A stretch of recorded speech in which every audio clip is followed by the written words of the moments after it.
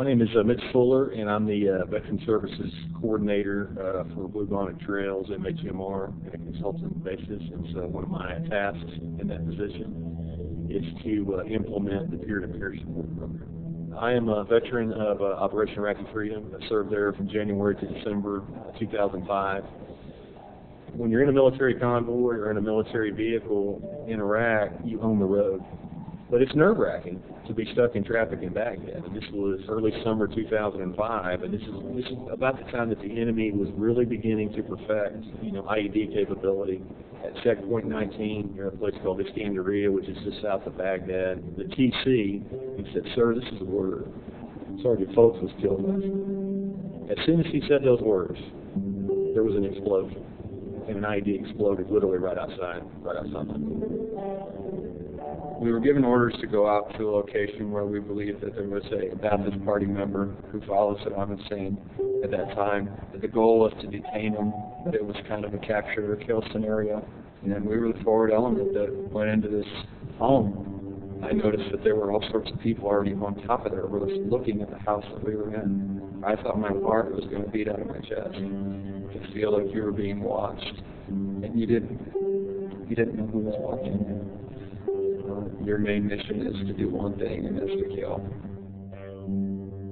My first deployment, we were just outside of Baghdad during the initial push into Baghdad.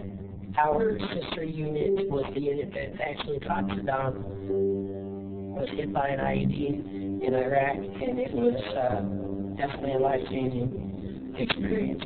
There were times where we'd be socializing with people, and then there would be times where mortar would blow up around us, and bullets whizzing by our heads. I've done it a couple of times since I've been back, where I'll be driving down the road and I'll see a piece of trash or a box on the side of the road. I've shot across traffic because I would have a flashback, and it's a really scary thing not having any kind of weapons on you anymore. You hear a pop or something that sounds like gunfire or an explosion or anything like that, and I have a fire rig, and that's the first thing I go for. Readjusting in a civilian life is the most difficult thing for a veteran to do because their whole world is flipped upside down. It took me 4 years before I got a first job because I didn't even know if I could work again. I couldn't even be around other people. Just being in my home is difficult. I'm on constant alert because there's no one else out there protecting me like there was when I was there. It felt like I had a huge rock weighing me down. It's almost like I had a big secret I couldn't tell anybody.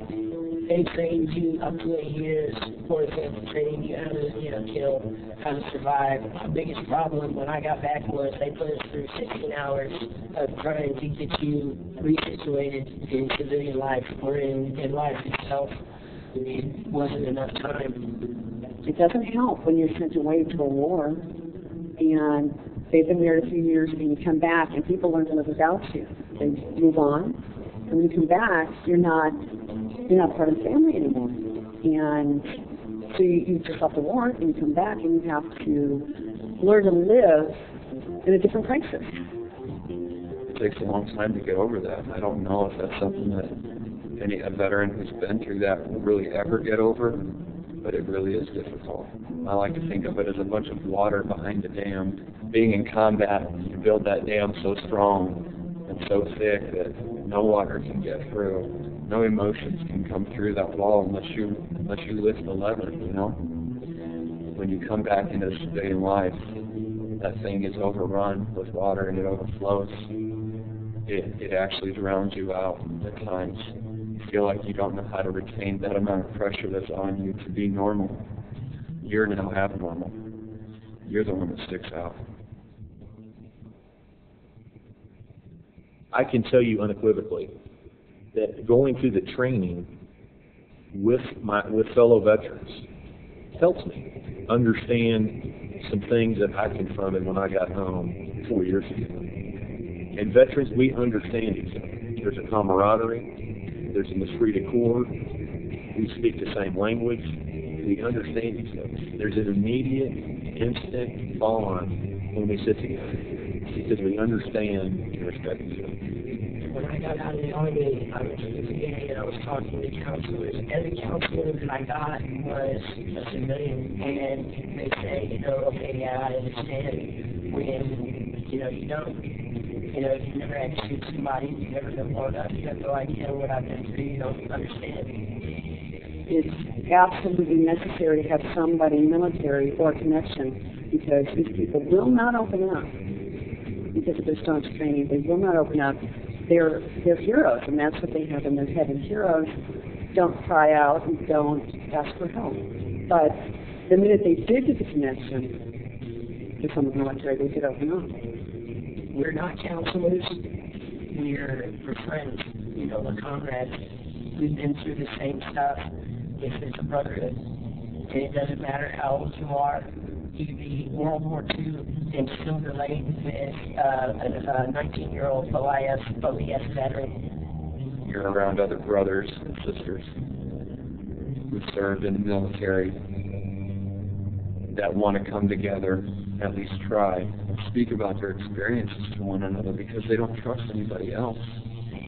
They can't. It's too personal. They've got to have an outlet. You will never get better until you decide to face it. It will continue to haunt you for the rest of your life. You can't do it all at once. You can't not do it. You have to do it a little bit at a time. I think all veterans would say there's some level of adjustment when you get back. And this peer-to-peer support group, while designed to target Iraq and Afghanistan, post 9/11 global war terrorism veterans, it's going to get other veterans as well. It's not just limited to that. It's going to help Vietnam veterans decompress and wind down and get back into the rhythm of normalcy.